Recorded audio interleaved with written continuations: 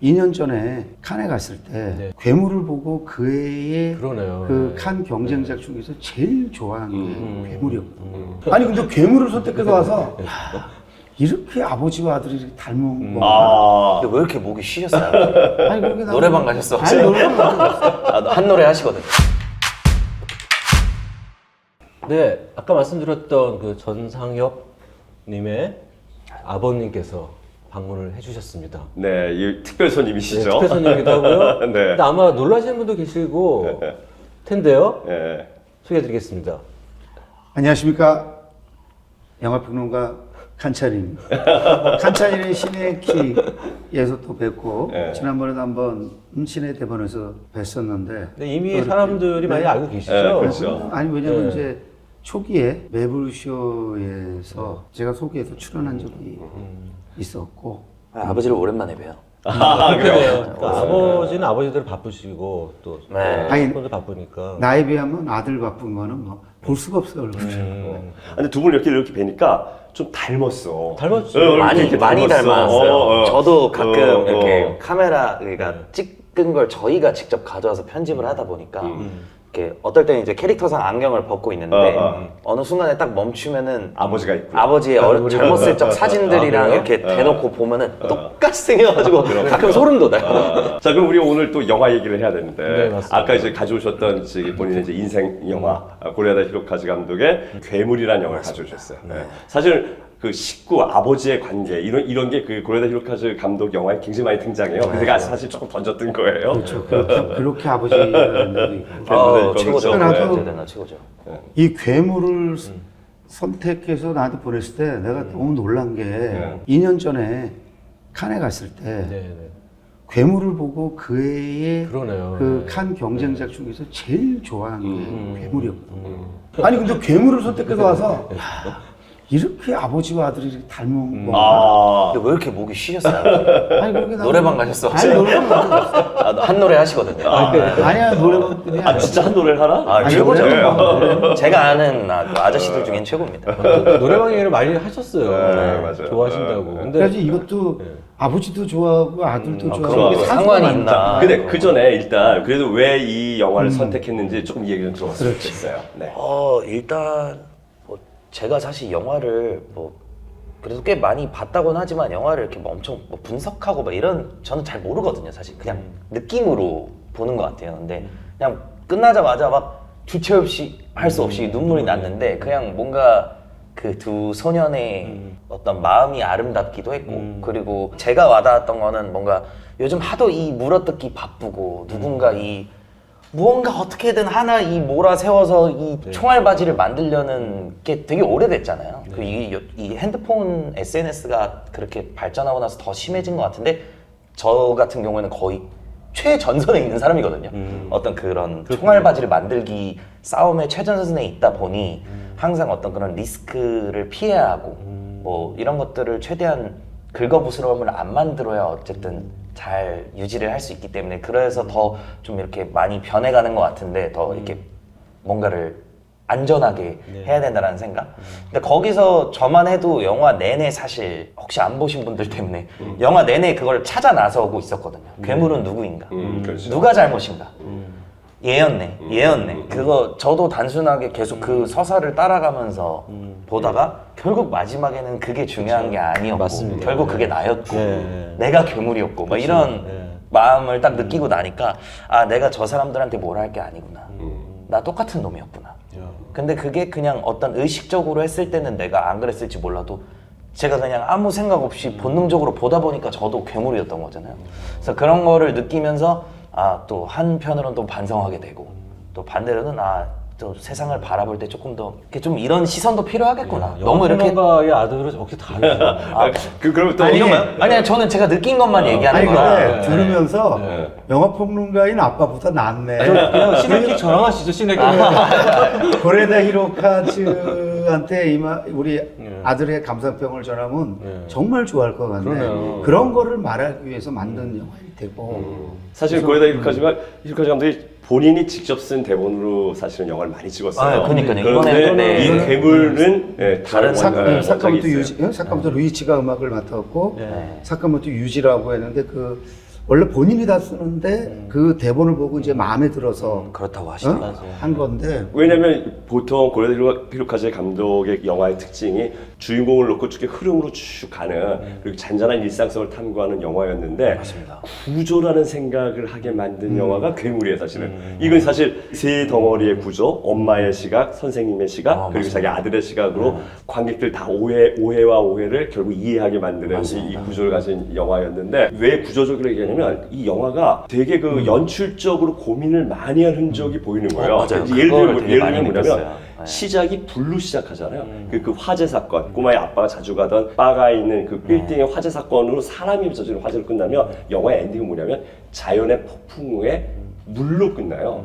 그러니까 이런 식의 어떤 그 영화를 나는 아직 우리가 명략적으로 어떻게 풀어야 할지 모르겠으나 너무 많은 요소들을 이렇게 전체적으로 이렇게 배치를 해놓은 것들이 보이는 거예요. 그리고 관계성에 있어서도 사실은 너무 배려한다고 하지만 그 오해가 오해를 불러일으키게 만들고 계속 아까 했지만 괴물을 우리가 찾게 만드는데 알고 봤더니 이게 다 우리의 오해였고 결국 이해로 가게끔 만들고 하는 이런 것들이 저는 사실 너무 고수의 그 결이 느껴졌어요. 여지껏 이렇게 일상성의 탐구에 이런 잔잔한 드라마에 이렇게 전환점을 그렸던 영화들을 이렇게 구조로 짜집기를 해서 이걸 되게 연출적으로 너무 잘 묘사했다. 저도 사실 저는 매년 한 베스트 5 정도를 뽑는데 저도 23년 제일 잘 본 영화 중에 하나를 그리고 아까 뽑았어요. 잠깐 언급 나왔지만 그 음악 그 루이치 사카모토의 그 아쿠아거든요. 그게 2달 내내 들었습니다. 네. 차 타면 타자마자 한국 반복 틀어놓고 아쿠아만 계속 마지막 들어요. 앨범이었죠. 딱 꽂혔구나 이렇게. 네, 딱 해서. 완전 그냥 그 모든 거에 빠져가지고. 그래서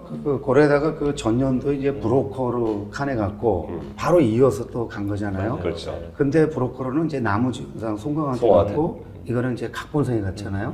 그리고 2018년에는 어느 가지고 가지고. 황종려상을 네, 받아버렸고 그런데 황금종상을 받은 감독이 연기상과 각본상을 이렇게 거머쥐게 했다라는 거는 연출력으로 예를 들면 혼자만이 아니라 많은 사람한테 저도 그렇다고 어? 봅니다. 네네. 어떤 감독의 일이 영향력이에요. 돌아가겠다라는 네, 거는 네. 굉장히 훌륭한 거죠. 사실 저는 각본상보다는 감독상이나 황금종상을 또 받았어야 되고 저도 그렇게 생각했어요. 결과적으로는 각본상 받았었기 받은 때문에. 게 본인보다는 이제 사카모토 유지라는 각본가한테 네, 네. 어떤 영예를 돌린 거니까 지금 생각해보면 그것도 굉장히 훌륭한 선택이었구나 이런 생각이 좀 드네요. 자 그러면은 탁쌤 말씀이 좀 궁금하거든요.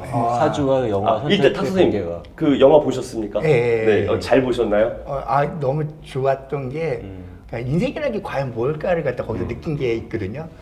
결국은 삶은 스토리텔링이야. 그러니까 한마디로 내가 여기를 때렸는데 이것이 이 사람도 기분 나쁘게 할 수도 있고 알아봤더니 기분 나쁜 게 아니야. 그러니까 뭔가 이해하면서 뭔가 해소되잖아요. 그 해소라는 코드를 갖다가 어떻게 우리가 생각할 것인가에 대해서 이렇게 던진 거야. 너 왜 그딴 식으로 생각해? 다른 쪽으로 생각할 수 없어? 그리고 다른 걸 볼 수 없어? 이렇게 이제 우리가 질문을 던져주는 거니까 지금 저도요, 지금 사주를 하잖아요. 이 사주 나쁜 사주야. 이 사주 못됐어. 뭐 이렇게 말할 게 아니라 이 사주를 어떤 식으로 보면 아름다운 사주가 된단 말이에요. 그러니까 삶을 어떤 식으로 볼 수 있는가에 대한 길을 열어줬다고 생각하는 거거든요. 그러니까 그렇게 해서 이 사주는 이거대로 아름다워. 그러니까 거기 모든 사람들이 처음에 나쁘게 보였다가 다 아름다운 사람이었잖아. 결국은. 다른 사람이 자기의 맞아. 어떤 양심을 갖고 그래서 모든 사람을 갖다가 다 괜찮은 사람 만들어줬단 말이에요. 사주도 이런 식으로 읽을 수 있는데 얘는 잘못된 사람이야, 얘는 좋은 사람이야. 이렇게 사람 가리는 구조로 쓰잖아요. 그거 안 해봤으면 좋겠다는 거야. 그러니까 그런 것들을 배우면서 와 스토리텔링이 얼마나 중요한지. 근데 어떻게 말해서 이분의 장점을 올리고 그러니까 내가 못하는 건 다른 사람은 연계되잖아요. 그러니까 그들이 도와주고 그러니까 끌어주잖아요. 아까 그 어린애 둘이서 이렇게 끌어주잖아요. 거기도 이제 사주적으로 좀 들어가면 하나는 금이고 하나는 수거든요. 아 그래요? 예, 수가 환상을 보여줘. 이렇게 얘 답답한 현실을 갖다가 환상을 끌어주잖아. 여기 재밌는 게 있어. 그러면서 환상을 넘어가거든요. 그 환상을 그거 끝나버리고 이런 것들이 이제 어둠의 코드가 이제 그 아까 물로 끝난다 그랬잖아요.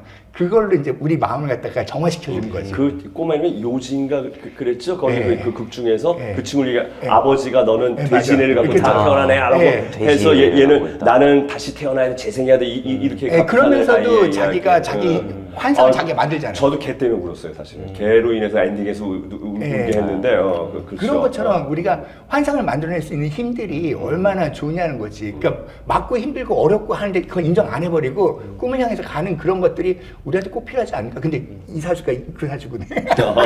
사람들한테 꿈을 주는 사주예요. 너무 신기하네. 꿈과 희망을 주면서 또 그러니까 임수라는 게 수예요. 일간이 수예요. 일간이 수라는 것은 어둠을 주는 거예요. 사람한테. 어둠을 준다는 것은 편안함을 주는 거예요. 나는 타인에게 편안함을 주고 싶어가 자기의 기본 모토예요. 맞아요.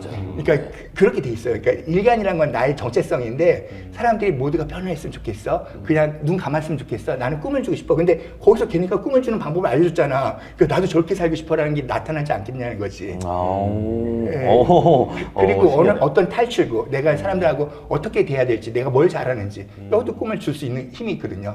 그러니까 재미를 주고, 그러니까 빡빡한 현실이 뭐냐면 이제 돈 벌어야 되고 먹고 살아야 되고 이런 모든 것 속에서 그것보다 더 중요한 게 우린 꿈을 갖고 가는 거야. 이거를 이제 자기가 몸은 느꼈을 거야. 내가 내 사주를 알고 있으니까 몸은 자기가 알고 있어요. 근데 머리가 못 느끼니까 그러니까 몸하고 이제 머리가 이제 이격되면 이제 눈물이 나오거든. 연결해 주려고. 그래서 난 정말 아름다운 사람이구나 이렇게 스스로 생각하시면 돼요. 사주에서요 화하고 수가 있어요. 이거 되게 중요한 얘기예요. 우리는 밝음이 있고 어둠이 있어요. 어둠으로 우리가 해결할 세상이 있고요. 밝음으로 해결할 세상이 있다고요. 그러니까 어둠은 현실을 안 볼 적에 그것이 내가 꿈속에 들어가면 그동안에 아름다웠잖아요. 그러니까 세상을 부정해요. 그러니까 부정하고 나는 아름다워하면서 스스로가의 어떤 환상을 계속, 그러니까 이게 창의력이에요. 그러니까 우리 드라마든지 영화든지 다 수의 세계예요. 현실이 아니잖아. SF가 어떻게 현실이 될 수 있어? 그러니까 그걸 갖다가 우리가 다른 식으로 해석하는 게 수들의 힘들이거든요. 그러니까 연기자는 기본적으로 이제 수적인 거고, 이제 화들은 그걸 분석하고 따져보고 막 이렇게 하는 코드로 가겠죠. 화들은 다 따져보잖아. 너 뭐야? 뭐 잘못됐어? 나 괜찮아요라고 말하는데도 안 괜찮잖아. 이렇게 하면서 이렇게 덮어 씌운다고요. 사람 프레임을. 맞아. 그러니까 요즘 사람들이 다 화를 갖고 있는. 그러니까 그래서 요즘 화나 있다 그러잖아요. 그래서 화나 있다 그러나? 이렇게 사주가요.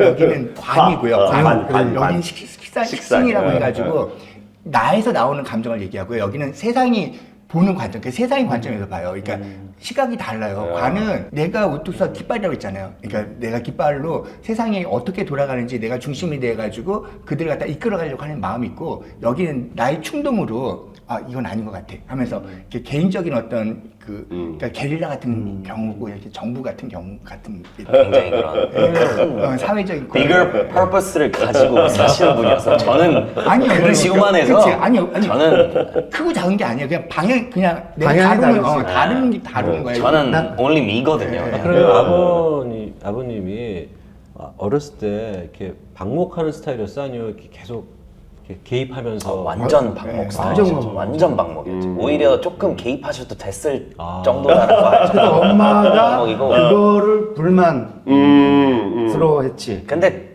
요즘 제가 또 뭐 이제 결혼한 지 얼마 안 됐고 뭐 이런 이세나 이런 부분도 고민이 있다 고민되니까. 보니까 그런 걸 좀 찾아보니까 엄마가 그 역할을 하는 게 맞대요. 맞아.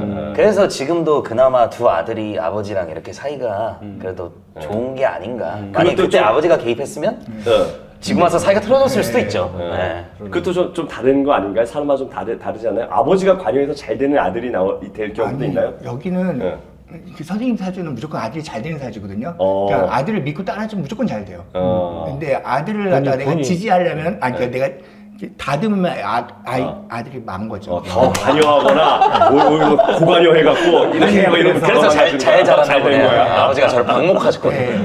아니 믿어주면 돼. 어떻게 너 할 거 했어? 안 했어? 했습니다. 나가 놀아. 이런 방법만 있는 게 스타일이었어요. 아니라 믿음이 있었다. 맞아요. 신뢰와 믿음이 있었죠. 내 아들 무조건 잘 될 거야. 이게 정말 믿음이 되게 중요한 거예요. 그거를 깼을 때 유일하게 저한테 화를 내시고. 아까 극신양이 뭐라고 하셨냐면 환경에 따라 되게 많이 바뀐다고 그랬어요. 그러시죠? 극신양이. 그러니까 환경을 되게 잘 만나야 잘 된 거래. 맞습니다. 저 어디 가도 전 진짜 가정교육 잘 받은 것 같아요. 내 자식 낳아도 엄마 아빠만큼 날 키워낼 칭찬을 자신 많이 없다. 자주 자랑을 해요, 아들 자랑. 그러니까. 저도 예의 바르고 저도 아버지 자랑 많이 인사성 합니다. 밝고 아실지 모르겠지만 훈수야 그래서 둘 다 팔불칠 소리 많이 들어요. 아니 그게 너무 보기 좋아요. 근데 이런 관계가 별로 없어요, 진짜.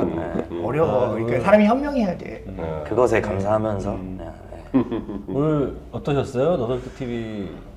사실 듣고 싶은 얘기도 너무 많고 네. 여쭤보고 싶은 것도 너무 많고 네. 그러니까 뭐 아쿠아 음악 얘기도 더 하고 해보고 싶고, 싶고 그러니까. 사실 할 얘기가 맞아요. 너무 맞아요. 많은데 다들 가셔야 되나요?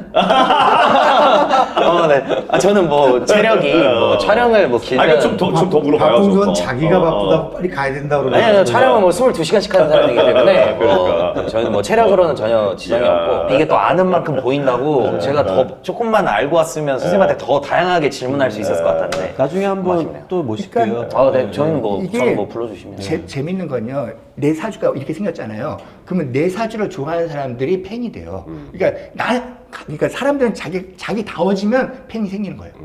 근데 내가 남들 흉내를 내잖아요. 로미오인데 내가 다른 연기를 하고 있어. 그러면 얘는 로미오로서 인정 못 받잖아요. 그러니까 내 사주대로 살면 선생님도 지금 자기 사주대로 살고 있는 살고 거죠. 있고 그럼 그때부터 인기가 생겨요. 아니 그래서 매불쇼. 그래서 아빠 인기가 많아졌나 보다. 매불쇼를 그래서 나가는 거네. 보니까. 처음에는 그렇게 그만두신다 그랬는데 저희가 그만두지 말라 그랬거든요. 안 나갔으면 선생님이 시선도 못 받고 아빠 지금 그냥 좋아? 끝나버린 잘하고 거야. 있어 했는데 아니나 다를까 웬걸. 진짜 여러 번 그만두려고 그랬는데 그러니까 타이밍 제 친구들이 아버지 얘기를 해요. 채욱이가 그만두지 못하게 해서 안 그만뒀는데 진짜 채욱한테 감사해야 돼.